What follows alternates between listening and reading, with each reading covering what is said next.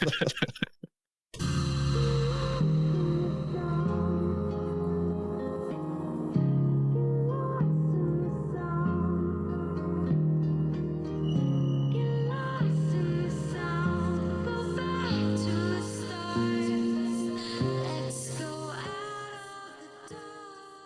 and welcome back to another episode of Into the 99. We've got 99 cards because Commander is number one, of course. I'm one of your hosts, Daniel. I'm joined today with both Slothy and Brian. Slothy, how are you doing? Oh, I'm doing pretty well, thanks. How about yourself? I'm doing good. It's too much snow. I don't like it. Mm-hmm. Our weather is just crazy. Just the 10 degrees down to minus 20 degrees, back to plus 5, down to minus 13. It's not great. Yeah, no, like next week it's supposed to be like minus 15 to minus 25. Then the week after it's minus 4. Yeah, all week. I don't so much like that one. But no, other than that, it's been a pretty good week. We got lots of spoilers, I got lots of games in this week. I was off work a lot earlier than normal, so that was a good time. We also got Brian here, like I was saying. Brian, how are you doing? Oh, not bad. I wanted to chime in on the snow as well. Get in there. It's a little bit much. My tire sensors are already going off, and I was like, I still need to get into the tire shop. I went in to get mine done yesterday. Got there 20 minutes before the place opened. Was still there for 6 hours because so many people were there. Oof. Well, and yeah, people generally, as soon as it snows, forgets to drive. They start panicking, and it's just take your time if it's snowing where you are, and if it's not, then yeah. Also, clocks went back, so that was nice. If anyone's hearing this and forgot to set your clocks back in Canada or wherever, if you roll them back, do that. What is it? Unless you're in Saskatchewan? Yeah, it's something weird. One of those weird provinces. Yeah. So we've been obviously seeing more and more of these spoilers come out because it's a week in the year, so it's got to be spoiler week. And generally speaking, before we even get into it, I don't like the current spoiler release schedule. It's too much. It's too much product. Everyone I know says it's too much. Reach out to me and let me know if you're enjoying 9 or 10 sets a year. Like maybe I'm just wrong, you know?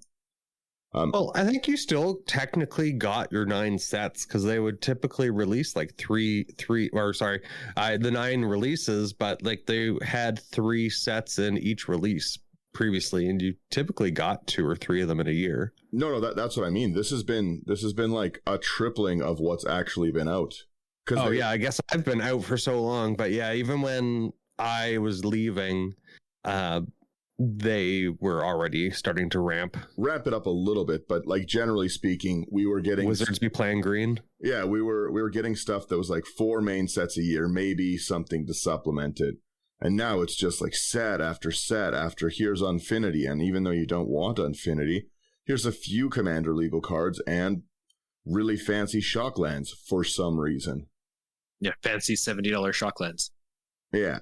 So that's what I mean. Like, it's just they've been putting out so much stuff, everything's got Commander decks with it. Like, I think we're at the release schedule for the year, I think, is something like 20 precons. Like 20 precons came out this year. I don't really think, yeah. Because let me double check here. MTG releases 2022. Just this Brother War spoiler, by the way. We'll get into that as well. But I just want you mean the human spoilers? Yeah, there's a lot of humans in this set. It is okay. Yeah. So for this year so far, we had Kamigawa, Unfinity, Dominaria United, Jumpstart 2022, Brothers War, Double Masters, New Capenna, the Warhammer 40k decks, the Secret Lair thing, and the Fortnite crossover. There was a Fortnite crossover? Yeah. Yeah, so if you look at it... I'm gone, guys. Kamigawa had 2 Commander decks. New Capenna had 5, so that's 7. I don't know if Unfinity had them. No. Dominaria United had, what was it? Was 2. It 2? So another... It was, Dihada and Jared Kurtelian. Okay, yeah. And then Brothers War, we've got another 2, at least. Warhammer 40k brought us 4 brand new precons that are, by the way, some of the most insane precons I've ever seen. They're wicked, but like, even if I'm not missing anything right now, that's what, 15? Yep, that's 15. It's a lot. Oh, we didn't even count the Baldur's Gate ones. Oh, yeah, because Commander Legends also brought us that stuff. So how many did Baldur's Gate have? Baldur's Gate had 2. Baldur's Gate at 2, so that's 17. On that, I'm what I pretty was sure. griping about prior. 1 second as well. I'm not wrong. Yeah, the Innistrad stuff came out in the end of like the beginning of the year / end, right? Crimson Vow was. Oh, that's just the double feature that came out at the end of the year. So that was technically last year. But again, it's still the same thing. Even if you were to, let's say you didn't like a single commander in any of these sets, you still have. If you bought just the commander decks, you're buying 17 decks a year. I messed up. There was actually 4 with Baldur's Gate, so 19. So decks 19, a year. yeah. So we're sitting at 19 precons for the year. You're pretty good with your 20. All right. The Warhammer stuff is just pretty silly. Like they put so many like mechanically unique cards in them. It's really, really hard to keep up. I really, really like the decks. Yeah. They're so fun to play. When I got my pre-order, I didn't even really look at them. I was like, whatever, I like Warhammer, I'll get these. I didn't even look at what was in them. And then I was just amazed that this mono black one, I looked at it and I was like, I'm not going to like this at all. Why I don't want mono black artifact creatures and vehicles. Like this sucks. That's like one of the most fun decks I've ever played. I do have to cut in there. So you were mentioning these decks have so much mechanical uniqueness, and people all got upset about the 4 Walking Dead cards. Well, yeah. So they're like, oh yeah, well they can. It's gone too far. Yes, the Walking Dead stuff has been. Like people just kind of stopped fighting it at this point. Yeah. Well, all of the jokes that was happening with the stuff, everyone was being hyperbolic, and they're like, it's going to be 2024, and it'll be like, I cast my SpongeBob and I equip him with the baseball bat from Walking Dead, and he will use one of the trucks from Transformer. And everyone's like, okay, you're being silly. And they're kind of doing that right now a little bit. They've turned into the memes. They're like, I'm not going to steer away from it. Let's just go. Well, the new set has Transformers cards. I noticed. Yep. And they are flip cards. But they they are artifacts? They can't call them, they can't say transform because that part's copyright. So they're like, I can't remember what they say. They're change or something. Let's see. It's changed them over. I just know that they, for some reason, could not use the word transform, and I thought it was silly. We reorganize. I don't think it's reconfigure. I think that's the Kamigawa stuff. Roll out. That's what it is? No. I'm still pulling it up. I probably would have got slapped with that one too. Whatever. Convert. Yeah. Yeah, convert.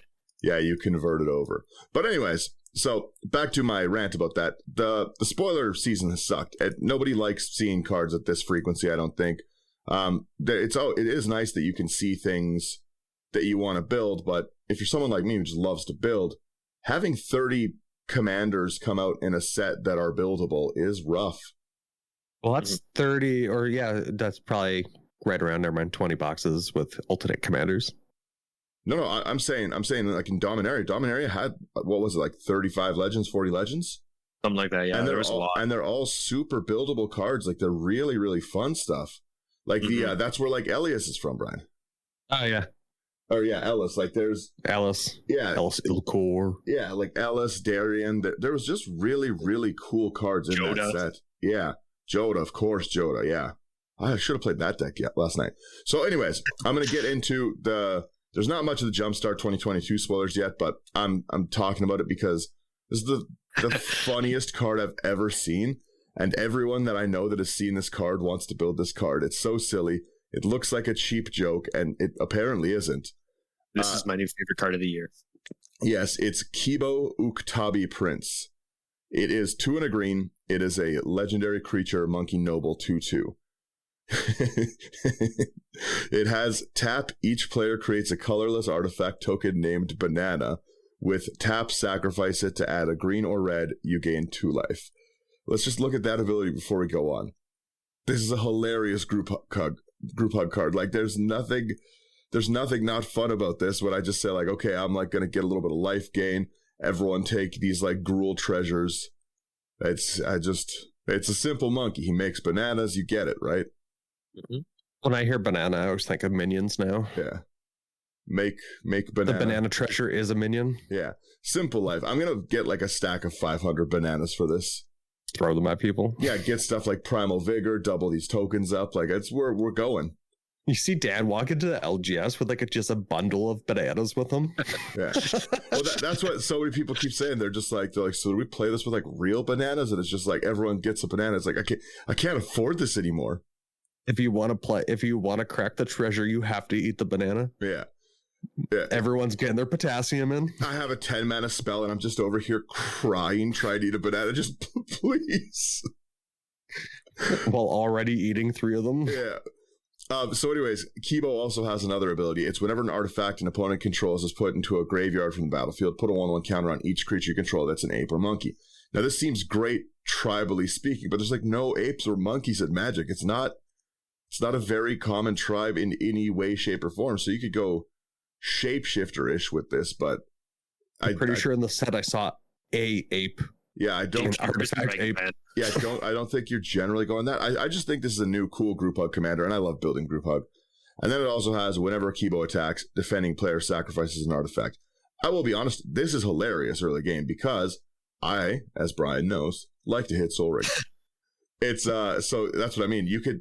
The politics. You're bringing this up again? 1 second. The politics ability to just say like, hey, I'm gonna make you sacrifice your mana crypt or something that you play turn 1, and then I'm like, but don't worry, banana's coming. Are you bringing this up again? Not now, Brian. Not now, Brian. It's banana time. I see people like. Don't go building tribal. They'll give you a little bit of support in one set, and then you'll have to wait 20 years for more. Yeah, it's not unless you're humans. Oh, yeah, unless you're human. If you like humans or soldiers, this is the set for you. And let me tell you, I like soldiers. Yeah, I did notice that actually. It's soldiers. Yeah, a few artificers. So if you really want to go the party route. Yeah, the other jumpstart spoilers we have so far is a really cool artwork of Kikijiki Mirror Breaker. Not gonna go over that one. It's an old card. Look it up if you want to. And Cold Steel Heart, which is, again, just a very odd artwork to put on Cold Steel Heart. It's just like some anime snow thing. I don't know. It's nicely drawn. You like anime? I do. It's nicely drawn, but it's just a strange thing to put on there. Yeah. All right. And then you guys take these next 2 legendaries. Let's get into the other stuff. Do I take this first one here? Yeah, you go ahead. Who are you talking to? Oh, one of you go ahead, please. Here, I'll take this first one. All right, yes. This first one is Ardaz's Cobbler of War. 1 in a red for a 1/1 legendary goblin shaman with haste. Whenever Ardaz's Cobbler of War or another creature enters the battlefield under your control, that creature gets +2/+0 until end of turn. And you can pay 3 in a red to create a 1/1 red goblin creature token with haste, activate only as a sorcery. I wanted to see this equip some boots to people. He's a cobbler. True. I create Swiftfoot boots or like just that. I think that would have been cool. Something with Ardaz's boot tribal. If you put something in this deck to get a filter effect kind of thing, like a Prismite, for example, then a Mana Echoes is just going to make this like an infinite combo card, like anything that can filter your mana with that. Because once you hit 4 goblins, you just make your 4 mana, filter it into whatever you're doing, and then I'll make infinite haste goblins that are all +2/+0. I guess. Yeah. I think this one enables too much of what goblins want to do. For not like Mana Echoes isn't a very expensive card right now. I think it's like $15, and I think Prismite is 8 cents. Yeah. In other news, I will be building this deck for unspecified reasons. This is group hug, guys. Yeah, everything's group hug. And then Brett, go ahead. Yeah, I was gonna start us off on that next one. So we have, what is it? Issue the abominable 3 and 2 blue legendary snow creature Yeti. Okay, it's not a human. We're good here. You may look at the top card of your library anytime. You may play snow lands and cast snow spells from the top of your library. Whenever another snow permanent enters the battlefield under your control, you may pay a green, white, or a blue. If you do, put a +1/+1 counter on issue. And it's a 5/5. That's kind of cool, actually. I do like that. I think it seems different. Snow's a fun tribe to play. This will also let you play like the Merit Lage's Slumber enchantment really, really easy.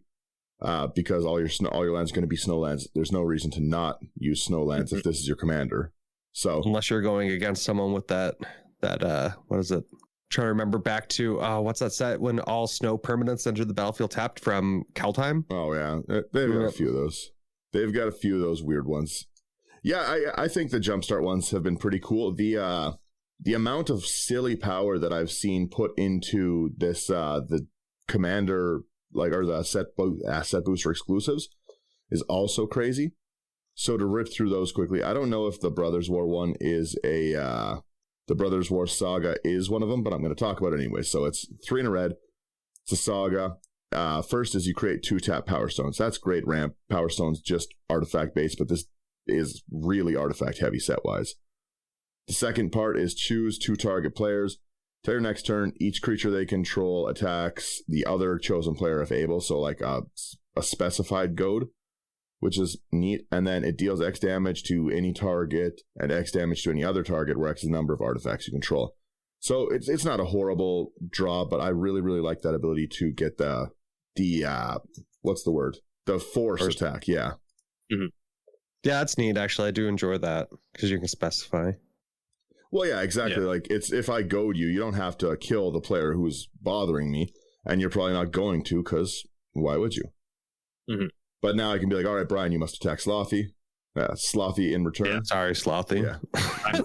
In return, okay. Rest in peace. You had him some flowers. Yeah, does someone want to take this next land? Pretty. Yes. This next one is Urza's Workshop. It is a land, Urza's. Taps for colorless. It's got Metalcraft. You can tap it for colorless for each Urza's land you control. Activate only if you control 3 or more artifacts. Yeah, it's pretty good. Yeah, I like this one. I play, like, Tron's my only non-commander deck. That's fair. So I like this. Yeah, very valuable for something like that. Mm-hmm. I really enjoy the art. The art looks really cool in this one. Yeah. The next one is one I've been talking about at length to everyone who will listen, and a bunch of people keep telling me it's not that good. It's phenomenal. Yeah, a bunch of people. I don't know what you're talking about here. A bunch of people are wrong. This card sucks. Brian, go ahead, read it. So we have Root Path Purifier, 3 and a green creature elf druid. Hey, we found an elf. Land you control and land cards in your library are basic. No more Blood Moon. Evolving Wilds into Gaia's Cradle. Well, you have the ability to instant speed. Like let's say we're all in a world where we all accept the proxies are okay, and we're playing some higher power. I cast Harrow, I throw a forest away and get a Cradle and Tabernacle. Yeah. Yeah. He would do that. I would do that in general, yeah. But this would, like, just the fact that you'll be able to Root Path Purifier into like a glacial chasm, for instance, right? There's so much crop rotation is played in so many decks, specifically because I can throw one land away to get another, and now I'm just able to use garbage fetches for it, or anything that's like it's so interesting because it's going to make your specific fetch lands worse, because if you're cracking like an Arid Mesa or something, right, you're only still able to look for basic land of that type. But then as soon as you do like a Colony Hard Expedition, Cultivate, Terramorphic Expanse, Explosive Vegetation, Evolving Wilds, any of those things that just fetch your basic lands, you can get anything in your deck now. And everyone knows what it's like to have Coffers and Urborg hit the table, right? It's what we play in this format. So I think that this just enables a crazy amount. Absolutely. Yeah. No, I would agree. Also take the next one too, Brian, because I know I was telling you about this one. So here we have Discipline of Callous Nin. No, Disciple. Disciple. Discipline. I don't care. Disciple of Callous Nin. 4 and a white creature, human wizard. When Disciple of Callous Nin enters the battlefield, starting with you, each player chooses up to 5 permanents they control. All permanents other than Disciple of Callous Nin that weren't chosen this way phase out. Permanents can't phase in. And whoever plays this is a degenerate. That's rough. It's rough, and it's in white, so you can sit and blink it in all the blink decks. So you can like blink it out before, get all your stuff back. It'll re-enter. You'll phase out what other people like. It's rough because this is going to hit your lands too. It's not all non-lands. It's just rough. Mm-hmm. And I play Teferi's Protection and yeah, it is the funniest. It is the funniest Teferi's Protection hose. Someone Teferi's Protection, you say, great, disciple of Kalis Nin, and then they just sit there and glare at you.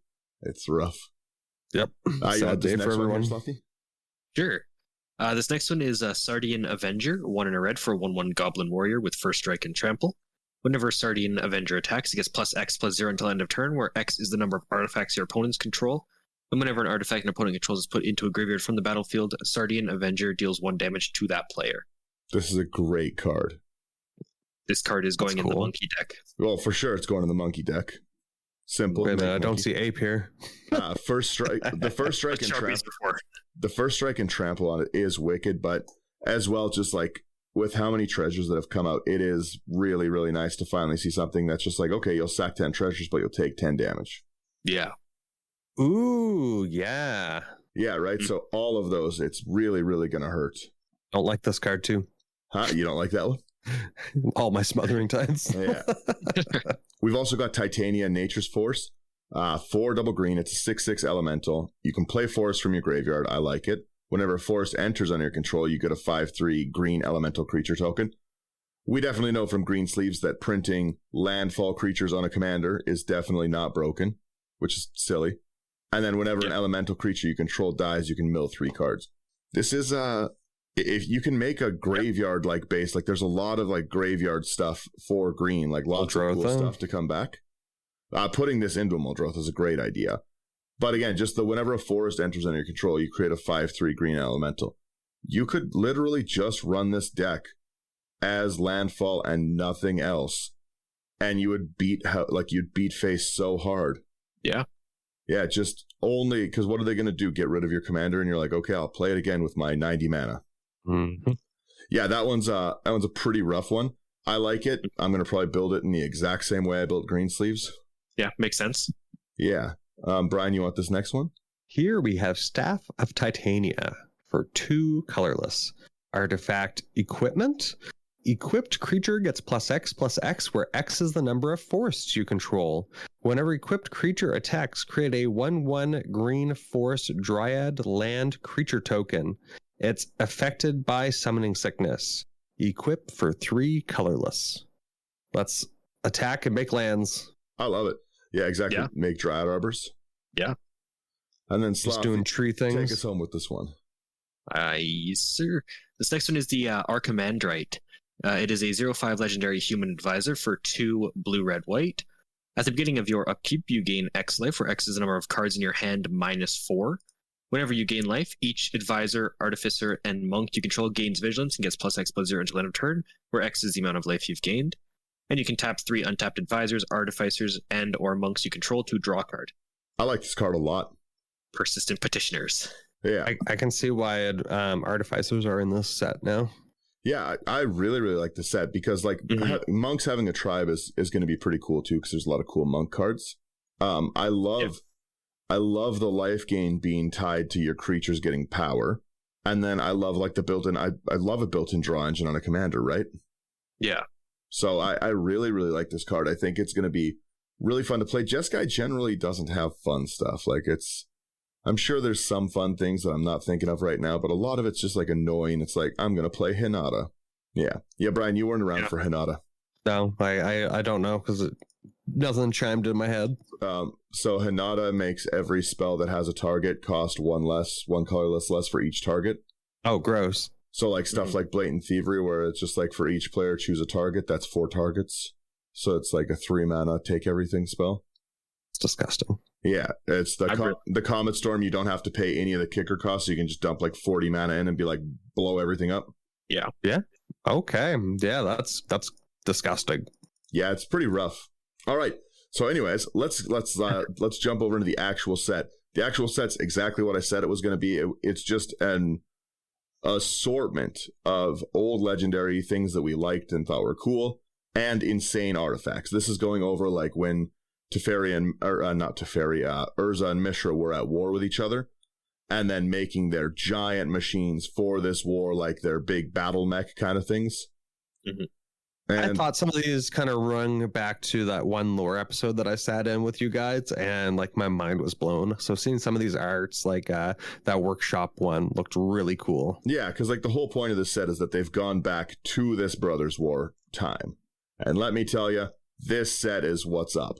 There's I haven't been buying as much sealed product lately. There's been a lot of cool singles and stuff, but this set is what is up. There's crazy cards in this set in every way, shape, and form. So we're going to start it right off. Slothy, jump into this first one. Sure. This first one is Arcane Proxy, 7 mana for a 4/3 artifact creature wizard. It has Prototype for 1 double blue. So you may cast a spell with a different mana cost, color, and size. It keeps its ability and type. But when Arcane Proxy enters the battlefield, if you cast it, exile target instant or sorcery card with mana value less than or equal to Arcane Proxy's power from your graveyard. Copy that card. You may cast the copy without paying its mana cost. I like that one. It's pretty cool. It's cool. Yep. Yeah. The next one is crazy, and I'm going to buy 50 of them. Yeah. Yeah. It's At least let me have like one. It's Awake in the Woods. X double green, it's sorcery. You create X 1/1 green forest dryad land creature tokens. Why? Why would they print this? Aside from like, you can't Cyclonic Rift these lands, you know? It's I really, really like this. I love something good to dump my mana into in decks, but think about every kind of deck archetype you see. Like any landfall deck wants this, obviously. You know what I mean? If I have a Field of the Dead out and it's online and I have like 15 mana, I'm like, okay, well, I'll make 13 more lands, triggering all my landfalls. It's wicked. The fact that like they trigger every landfall thing, the fact that it's like a power sink to get more creatures, the fact that they're tokens and can be doubled by every token doubler in the game is just wicked. Like, this is a silly card. Yep. The flavor text is great as well. Take it away. I don't know how to pronounce that word, but we expected the The Argothians. Yeah. Argothians to stand their ground. We didn't expect the ground itself to stand. Yeah. Yeah, that's a lot. Mm-hmm. Brian, you want That's the really next cool. one here? Yeah, so we have Blood Coil Serpent X and 6. Artifact creature. Blade Coil. Hey, it's all bloody and stuff, so I'm going with Blood Coil. With the Blood Coil. Blade Coil Serpent. So it's Artifact Creature Serpent. When Blade Coil Serpent enters the battlefield, for each blue spend to cast it, draw a card. When Blade Coil Serpent enters the battlefield, for each swamp spent to cast it, each opponent discards a card. When Blade Coil Serpent enters the battlefield, for each mountain or red spent to cast it, it gets +1/+0 and gains trample and haste until end of turn. And it is a 5/4 already. I like that ability. It has a lot of utility there. Well, what's really nice about it is the X doesn't actually matter. Nowhere X isn't meant on the card. It's not on the card. So if you just cast it for 6 blue, you draw 3 cards. Yeah. The X is just additional. Yeah, so I like it. The X is just the ability to power dump whatever you want into it in colors that generally don't really have that mana dump like this. You know, like the fact that you could put like 10 blue into this and draw 5 cards is wicked. And the fact that you're not punished for not at worst, it's still just 6 mana for a 5/4. Not horrible. Or if you're playing it in just a mono black deck with the coffers and the Urborg and whatnot, you're causing everyone to sacrifice discard their hand. Lose their whole hand, yeah. Mm-hmm. Oh, and then when you got discard your card, you lose a life. Yeah, you want this one, Slothy? Sure. This next one is Cityscape Leveler. It costs 8 for an 8/8 artifact creature construct with trample. When you cast a spell and whenever Cityscape Leveler attacks, destroy up to 1 target non-land permanent. Its controller creates a tapped Power Stone token, and it's got Unearth for 8. It's a wicked card. Yeah. Destroy on enter, or not even on enter, on cast and on attack. That's really, really good. The ability to bring it back, the ability to put this in any deck you want. It's very, very cool. Yeah. I really enjoy the art. Yeah, there's really, really cool art on these like big mech things. We also have Clay Champion, X and 4 for a 2/2 construct. It enters with 3/1/1 counters on it for each double green you spend to cast it. And when it enters, you choose up to 2 target creatures you control. For each white spent to cast it, put a 1/1 counter on each of them. So again, it's a 2/2 at 4 mana. You don't have to cast it for those colors, but the fact that it enters with 3 1/1 counters on it for each double green, if you just cast this for 4 green, it comes in as like a 8/8. Yeah. Go against Selvala. Is this what I'm saying? Enters with 3 1/1s for each double green. So if you cast it for just 4 mana, this is an 8/8. Why? Why is this printed this way? It's an 8/8 that can power dump tokens onto other things as well if you have it. But for every 2, you get 3. That's a lot. That's a lot of mana. So you know my Selvala. Can you imagine my board state if I dropped this with the mana I'm able to produce? Well, that's what I mean. Just the fact that you can I'm going to put 1/1 counters across all my creature. This is also entering as a 30/30. Enjoy. Yeah, Clay Champion is a really, really strong card. Yep. Slothy, like you have that. this one? Sure. This next one is Draconic Destiny, 1 double red for an enchantment aura. You can enchant creature, and enchanted creature gets +1/+1 and has flying and haste. And you can pay 1. This creature gets +1/+0 until end of turn. It's a dragon in addition to its other type, and when enchanted creature dies, return Draconic Destiny to its owner's hand. Yeah, I like this one. I like this enchantment a lot. I'm probably going to put this into Kama style decks, but it's just a recurring one. But late game, you can roll someone with your commander with this. That fire breathing, the flying, the haste, it comes out of nowhere that you're not going to see it coming. Not if you've already watched it come in 3 times. Yeah, true, I guess. I wanted you to take this next one, Brian, because I thought you would like it, knowing you want to re-put together the Mogus kind of stuff. Yeah, so we have Gix, Yawgmoth Praetor, 1 and 2 black, legendary creature, Phyrexian Praetor. Whenever a creature deals combat damage to one of your opponents, its controller may pay 1 life. If they do, they draw a card. 4 black, discard X cards, exile the top X cards of target opponent's library. You may play lands and cast spells from among cards exiled this way without paying their mana value or mana cost. Do you know what? I really like that, being able to take lands from the other people's deck, because I always felt that with Mogus, just being in black-red, I couldn't really ever ramp, or I was missing land drop sometimes. This one might actually be useful. I do like that, actually. This doesn't specify this turn. Oh, it's a 3/3, FYI. Yeah, this doesn't specify this turn. This just lets you power dump that stuff into it, right? Mm-hmm. So if you're you're going to want to run something you can make a mono black group hug /hate deck. And it's so funny because you can fill this with things like Font of Mythos. Obviously, I'm building it Howling Mine. So, you know what I mean? If you just start putting these things into it, Jiriper Orrery. So every time you're discarding your hand, I throw away 5 cards a turn, and then I get 5 cards from Brian's. I can play lands. I can play spells without mana cost. I love stuff like this. Yeah. I wonder who else would go in this deck.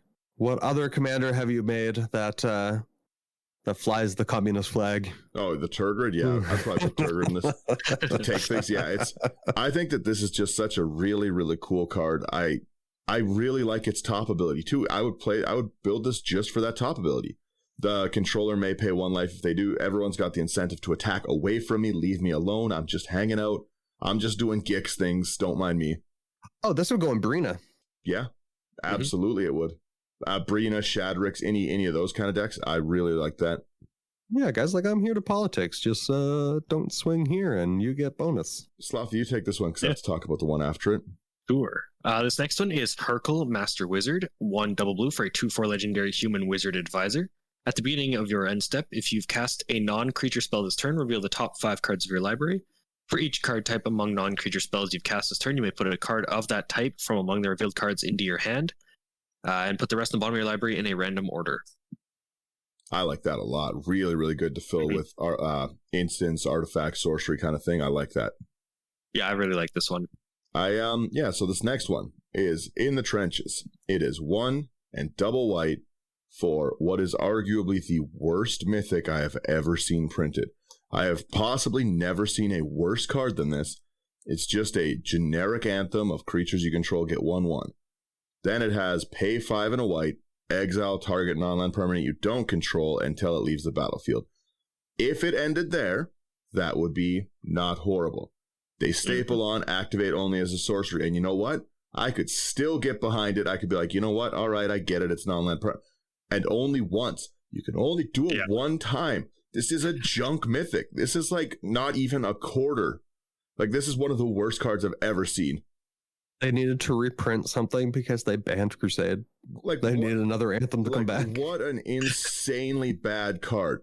To get one card to blink once at sorcery speed, and only until you remove this, is 9 mana? Like, the joke is that white sucks, but come on. At least try to hide it a little bit. Like this is, again, if it was like only once a turn, sure, I can get behind that. They might have been listening to you, Dan, and they're like, oh, white's overpowered? Here. Only once a turn, sure, I can get behind that one. Only a sorcery, but like both.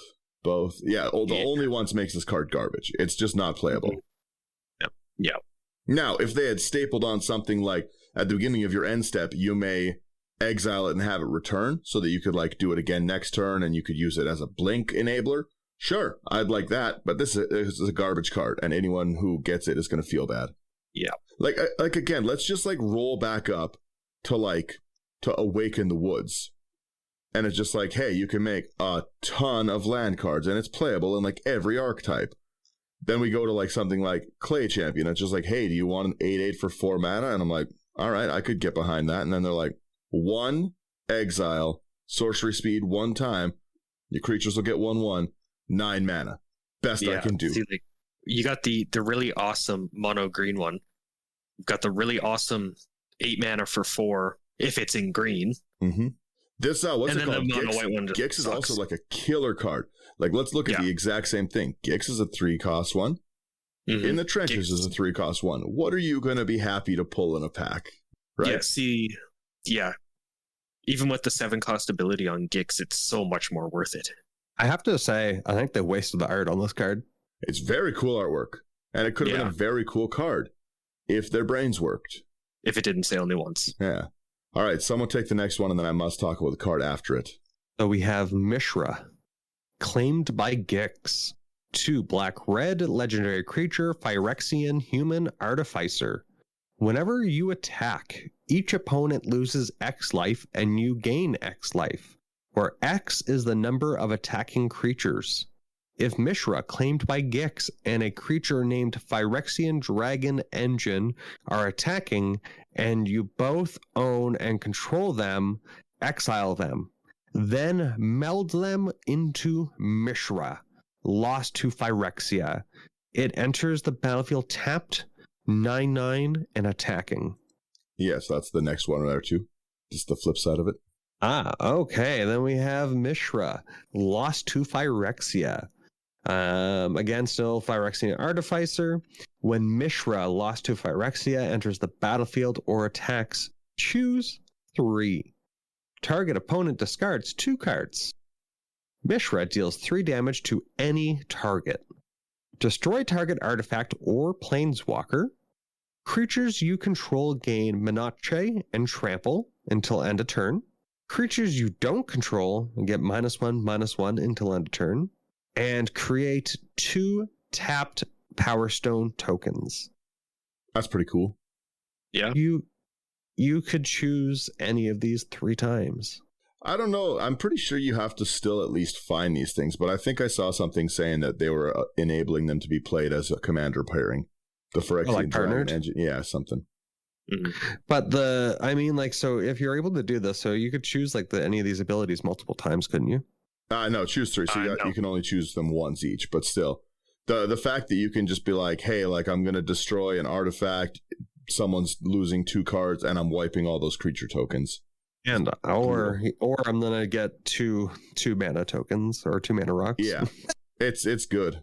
Yeah. All right, we have to talk about now my favorite card. Again, in the Trenches, absolute garbage. Next white mythic, though, makes up for it. In Mural, Shield of Argive. This is one of the coolest cards I've ever seen.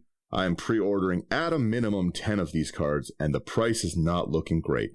It's 3 and a white for a human soldier, and I say it every time. I love those tribes. Human is great. Soldier is great. This is a 3/4. During your turn, your opponents can't cast spells or activate abilities of artifacts, creatures, or enchantments. That's wicked. There's nothing you can do to interfere with Mural and my stuff on my turn. I love it. Just permanent silence on your turn. It's a great stacks piece. It basically is Grand Abolisher from the command zone, which is amazing. But then they stapled this nonsense on. Whenever Mural's Shield of Argive attacks, you create X 1/1 colorless soldier artifact creature tokens, where X is the number of soldiers you control. This is crazy. Soldiers are such a good, strong tribe already. This is insane. The fact that you can just constantly like double up what your soldier count is, and people can't stop you from doing things, so you can play out as many soldiers as you want on your turn, and you don't have to do damage. You just have to attack. You just attack. Who's the red soldier commander that like competitive people play? Oh, Godo's a samurai. Oh no, I meant it's are you talking about Najila? Yeah. No, yeah, Najila's for warriors, but the exact same kind of thing. Whenever a warrior you control attacks, you make a warrior. This is just I was gonna say this was like a slot into that if it was soldiers. Well, number one is this is really, really cool because it's giving you a very large artifact count. Like these are, it's going to make a ton of artifacts. This is great token creation in general. Like these tokens stick around, so slotting this into decks is absolutely no problem whatsoever. But I'm in love with every part of this. Like the artwork is great, the cost is great, the 3/4 is great. If you're playing the human stuff from it's not Innistrad. Yeah, it was Innistrad. All the Coven stuff, all the Coven mechanics where it's different power toughness. Like that's really, really popular stuff still too. Yeah. Like I mean, the soldier stuff from every, or the human stuff from every set. Yeah. Well, no. It's that one had a lot of really, really cool stuff. For like whenever a human enters, your creatures get 1/1. Like okay. A lot of it was like based on like the Coven mechanic, which was if your creatures have different powers and toughness, you get a bunch of abilities. Gotcha. Yeah. So like Mural it goes in so many decks. Again, it's the same thing. Like you've got so many good white decks. How often do you want me to not be able to counter any of your stuff or do anything, Brian? 100% of the time. Yeah. Put this in Jetmir, for instance. You suddenly don't lose a soul ring. I want to slap you. It's true. But that's what I mean. Again, think about like Jetmir's ability of like, it cares how many creatures you have. And this just keeps making more and more creatures every attack. But you know what? I don't know if I'm going to keep Jetmir elves anymore. I think we're going to go Jetmir humans. Jetmir humans would be great. And Jetmir soldiers. Ooh. Yeah. Leading all these humans. Yeah. The cat has finally put the humans in its place. True. Like this set is just full of crazy cards. Slothy, you take this one. Yeah. This next one is one with the multiverse, 6 double blue for an enchantment. You may look at the top card of your library at any time. You may play lands and cast spells from the top of your library, and once during each of your turns, you may cast a spell from your hand or the top of your library without paying its mana cost. This is going to go in that Nira deck I made, where I care about cascading from the top and cheating things in and out and stuff. Can you imagine I brainstorm into this, then I have my top deck knowledge that I need, and then this is a wicked card. It's high cost, but it's playable. Oh, yes, 100%. I think the foil's going to look dope. Yeah. If they foil this nicely, I think it would look amazing. Especially that like big artwork of like the full art. Mm-hmm. I think if they foil just the blue strands of color. Yeah. I'm going to take this next one because I know Brian will like the one after. So Phyrexian Flesh Gorger, 7 mana. It's a Phyrexian Worm, 7/5. And it has the prototype so you can cast it for the lower cost as a 3/3. But it has Menace, Lifelink, Ward, pay life equal to its power. It's a lot. Paying 7 to try to destroy it is crazy. It's big. Or 3. Yeah, true. Either way. I like that. This one, though, Brian, is the one I wanted you to read. Here we have Platoon Dispenser. 5 colorless. Artifact creature construct. At the beginning of your end step, if you control 2 or more other creatures, draw a card. I like it.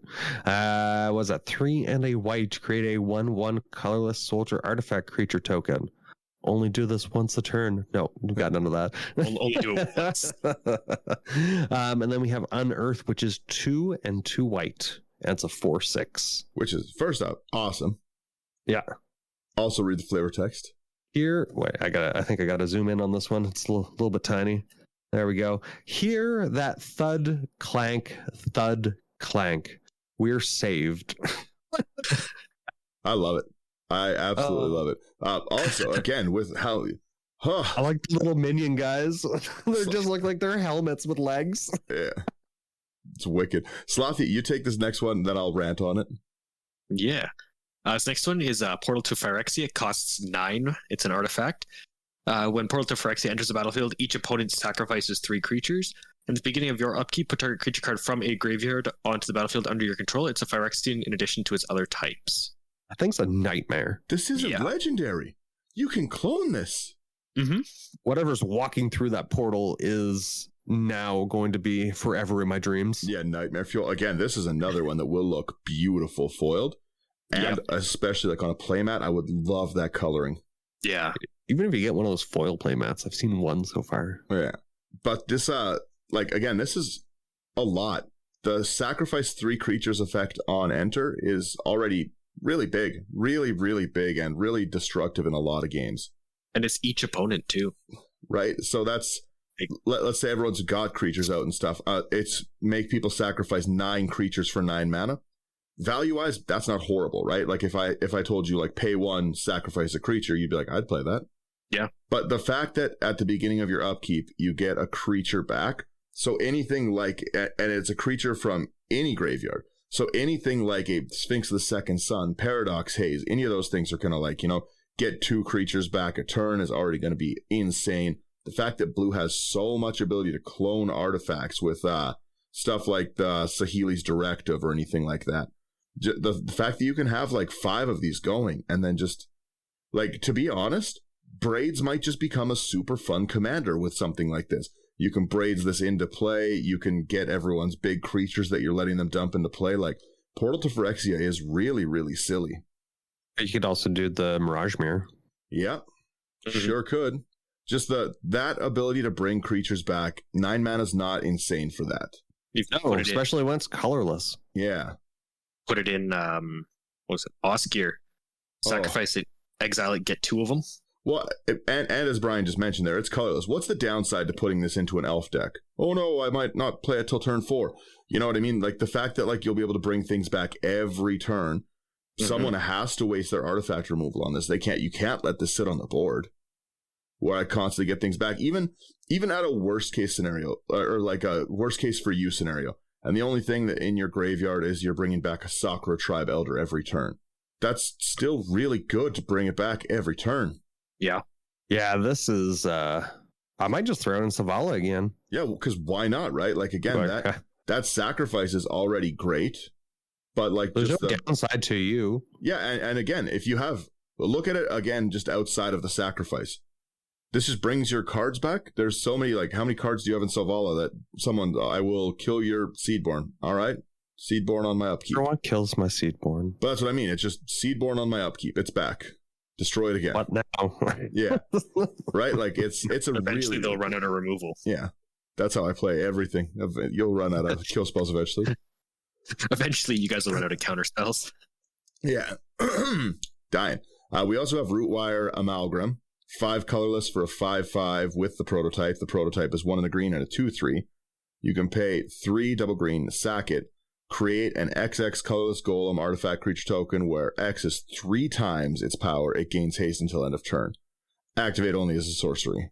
So yeah, so again, you dump this in for 5, then you pay another 5 and you get a 15/15. Like even and it's a token, so even if it's like a 6/9. Yeah. This is going in Adrix and Nev. Well, yeah, the fact that it's a token and it's doubled again because, yeah, like you said, Adrix and Nev, you've got a 10 mana and 30 power hits the board. I would say that's a worthwhile trade. Yeah. I really think these are pretty cool. And they also make some of those like golem tribal ones pretty interesting. Mm-hmm. They're seeing more golems, which is nice. Yeah. I'll give them that. Brian, you want this next one, this Planeswalker? Yeah, I want to call the next one after that. Dibs. Okay. Sure, I'll take this one. Saheeli Filigree Master. 2 blue and a red for a 3 loyalty Saheeli Planeswalker. +1, scry 1. You may tap an untapped artifact you control. If you do, draw a card. -2, create 2 1/1 colorless Thopter artifact creature tokens with flying. They gain haste until end of turn. -4, you get an emblem with -4. Artifact creatures you control get +1/+1, and artifact spells you cast cost 1 less to cast. That's a pretty easy emblem to hit. Yeah, that's going in Elish Norn. It's a lot. I love that alternate art too. Yeah, it's really, really cool. All right. Yeah, I do like the plans behind her. Yeah. All right, Brian, take this one, please. Actually, do you know what? Some of the plans on the right almost look like it leads into the next one. Yeah. So here we have Sarinth Great Worm, 4 red-green creature worm. I love worms. Trample. Whenever a land enters the battlefield, create a tapped Power Stone. It's an artifact with tap, add 1 mana. This mana can't be spent to cast a non-artifact spell. Okay, interesting. And it's a 7/6. Yeah, so let's take a second. Let's go back. Read that again. Whenever a land enters the battlefield. Mm-hmm. Not under your control. Whenever a land enters. Under anyone's control. And all I do is ramp. All I do is ramp. Enjoy your 70 Power Stone tokens, you animals. Yup. It felt the rumblings of war and uncoiled itself from the depths of the world, is the flavor text. That is amazing. Love it. It's pretty good.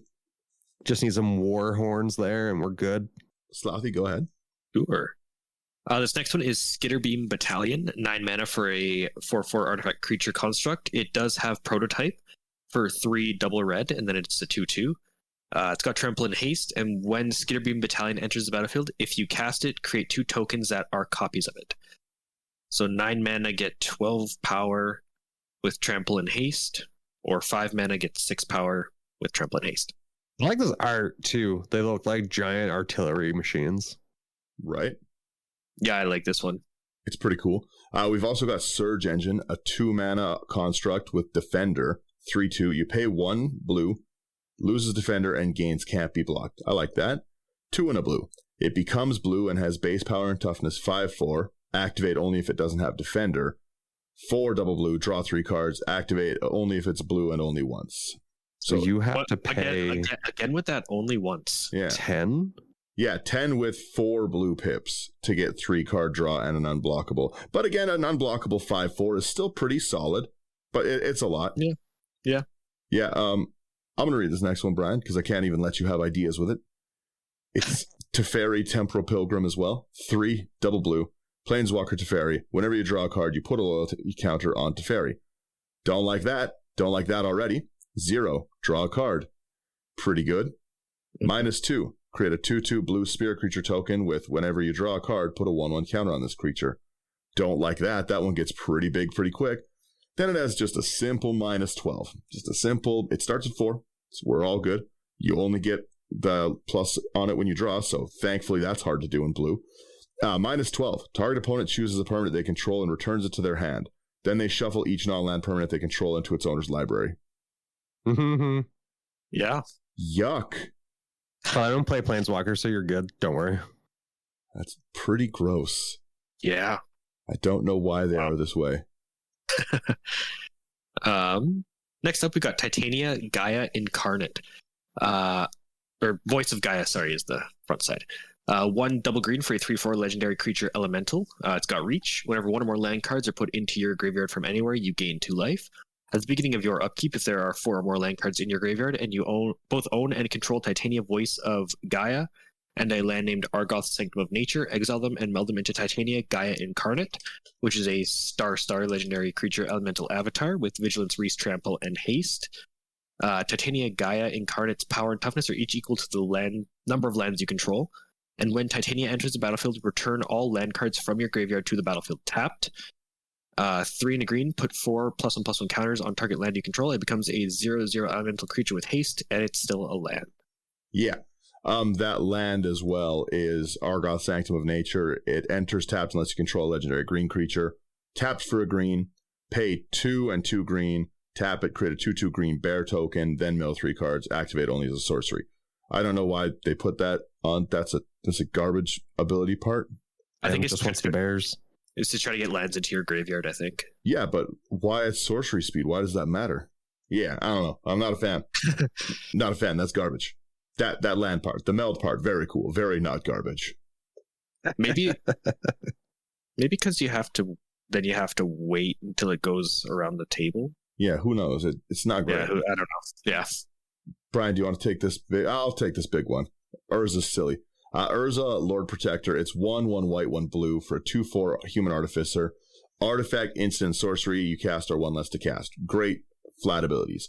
7 mana. If you both own and control Urza, Lord Protector, and an artifact named the Might Stone and Weak Stone, you exile it and meld them into Urza Planeswalker. Activate only as a sorcery. I like the name. Urza Planeswalker is a 7 mana starting loyalty ability. You can activate the loyalty ability of Urza twice each turn rather than only once. So already really, really good. +2. Artifact, instant, sorcery spells you cast this turn are 2 less to cast. You gain 2 life. That's pretty good. Just even activating that twice, everything's 4 less to cast and you gain 4 life. +1, draw 2 cards, discard a card. That's great. 0, create 2/1/1 colorless soldier creature tokens. Again, awesome. -3, exile target non-land permanent, and that is online twice the minute this hits the board. Gross. And then -10, artifacts and planeswalkers you control gain indestructible until end of turn, destroy all non-land permanents. Oh, I don't like this at all. Yeah, Urza is very, very powerful. I just don't like his name. Just call him Urza. Urza Planeswalker. Don't need to tell me what he is. Slothy, you take this next one. Sure. So this next one is Urza's Silex. 3 mana for a legendary artifact. 2 double white, you can tap it and exile it. Each player chooses 6 lands they control, destroy all other permanents, activate only as a sorcery. And when Urza's Silex is put into exile from the battlefield, you may pay 2. If you do, search your library for a Planeswalker card, reveal it, put it in your hand, and then shuffle. Yeah, it's pretty good. Yeah, I enjoy this. I had no problem with that one. Brian, you want this Artificer? The dragon? Ooh. Here we have Artificer's Dragon at 6. And it's an artifact creature dragon flying. You can pay a red, and artifact creatures you control get +1/+0 until end of turn with an unearth of 3 and red, and it is a 4/4. Yeah. Not bad. I like all the unearthed stuff that's been in here. It's very cool. Mm-hmm. We also have Ashnod Flesh Mechanist. 1 black for a 1/1 human artificer. Death Touch. Great stats on a commander already. When it attacks, you can sack another creature. If you do, you create a tapped Power Stone token. And then 5, exile a creature card from your graveyard. Create a tapped 3/3 colorless zombie artifact creature token. Not bad. Yeah. I like Not it. bad. Power Stone can only be used for artifact stuff, right? Yes. Yep. So not for those abilities? No. This mana can't be spent to cast a non-artifact spell. So it seems kind of weird that you would not give it something. I don't know. Just the fact that it can't even use its own Power Stones for its own ability is weird. Yeah. Next up we've got Autonomous Assembler, 5 mana for a 4/5 artifact creature assembly worker. It's got Prototype for 1 and a white, then it's a 2/2. It's got Vigilance, so you can pay 1 and tap it to put a +1/+1 counter on target assembly worker you control. Okay. I like that one. That's neat. I'm assuming we're going to see more assembly workers. I hope so. Oh, tons in the set. This is the only one in the set. Yeah, okay, so 1 second. We are gonna I'm gonna split this one into 2 because we've got so many. We're gonna end there. Really quickly, we'll get back into it with the lands at the next one. So I'm going to thank you everyone for listening to the first part of my ramblings.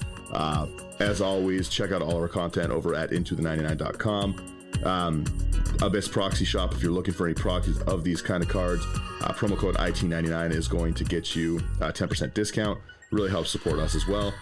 Thank you so much for tuning in. I hope everyone's having a great weekend. Again, don't forget to set your clocks back when they go back. And yeah, we will see you again shortly with the second part of these spoilers. This is a pretty cool set, so I think there's a lot of cool stuff. There's lots of buildable stuff already. Anyways, with that, I'm out. Everyone say hello. Oh, bye, I guess. Bye. Yeah. Say hello. Thanks for listening. Yeah, I'm tired today. All right. Bye-bye, everyone.